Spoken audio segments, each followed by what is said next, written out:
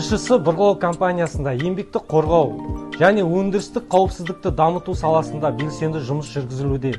Мекеменің басты мақсатының бірі қауіпсіз еңбек мәдениетінің деңгейін арттыру болып табылады.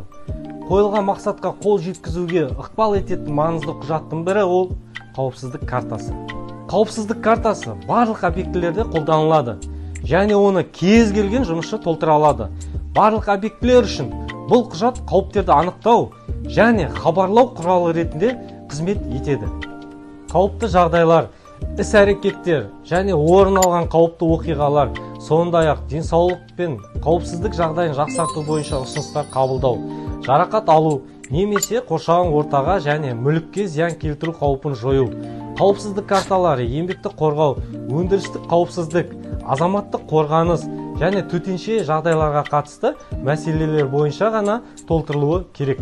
Бұл бағдарлама кінәлі адамды іздеп жазалауға арналмаған және қауіпсіздік карталарын белсенді жүргізген әріптестерімізге бұрғылау мекемесінің дайындаған сыйлықтары бар.